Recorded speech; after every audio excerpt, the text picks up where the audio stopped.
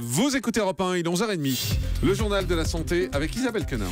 Arthrose, 5 médicaments déremboursés, le paracétamol, pas si anodin que ça, et enfin la taille du pénis, les vrais chiffres enfin révélés.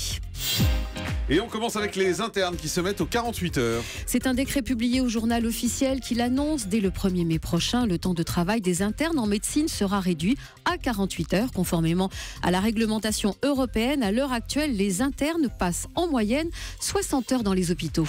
Arthrose, 5 médicaments déremboursés. Ce sont des médicaments utilisés pour soulager les symptômes liés à une arthrose légère du genou qui concerne quand même 30% des personnes de 65 à 75 ans. Des médicaments entre guillemets légers qui soulagent la douleur et qui sont généralement sans effet secondaire. La crainte des médecins, c'est que les patients soient dorénavant traités avec des médicaments remboursés mais plus difficilement tolérés par les malades. Les explications du professeur Pascal Richette du service rhumatologie de l'hôpital Lariboisière à Paris. Notre crainte avec ce déremboursement, c'est que ces patients souffrants, ces patients sont demandeurs d'une thérapeutique pour les soulager.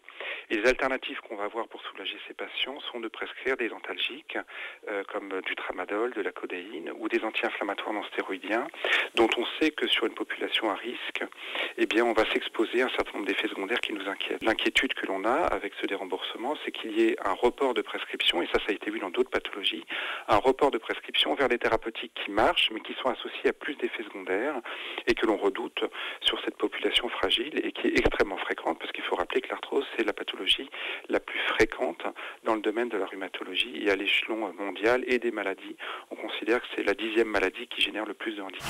Le paracétamol, on vous en parlait il y a quelques jours dans ce grand direct de la santé, bien confirmation, ce n'est pas si anodin que ça. Le paracétamol, qui est souvent considéré comme un antalgique sans danger, même si on sait qu'un surdosage risque d'affecter le foie et les reins, mais grâce à une étude publiée aujourd'hui, des médecins anglo-saxons alertent les patients sur un autre effet secondaire.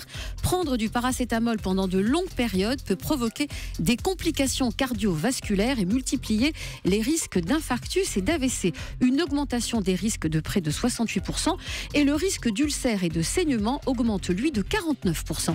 Et puis un thème qui a inspiré la plupart des grands peintres français, femmes à la toilette.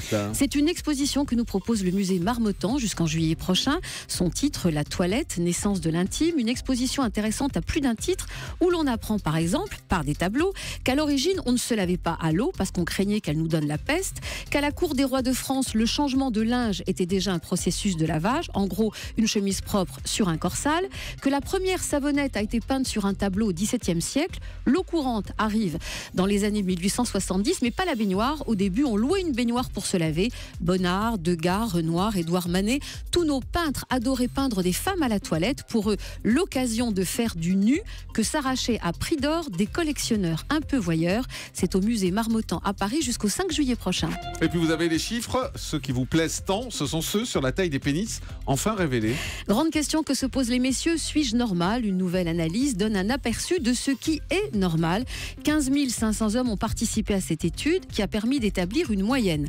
Au repos, la longueur du pénis est de 9,16 cm, en érection de 13,12, la circonférence au repos est de 9,31 cm et de 11,6 cm en érection. Par ailleurs, il y a une très faible corrélation entre la taille de l'individu et celle de son pénis. Le chiffre du jour, c'était pas celui-là. Non, parce qu'hier, hier vous vouliez les chiffres du jour, alors aujourd'hui j'ai fait beaucoup plus. 6,2 ans, c'est l'écart, c'est l'espérance de vie, l'écart d'espérance de vie 2014 entre les hommes et les femmes. 85,4 ans pour les femmes, 79 ans,2 pour les hommes. Depuis 1994, l'écart continue de se diminuer.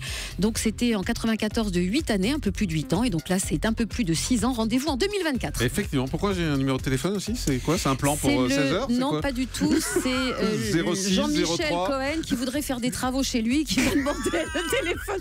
Le journal de la santé, ça sert à tout. D'accord, mais je vois. Je pensais que ce ne sera pas le chiffre du jour. Je pensais que c'était votre 4 heures en fait.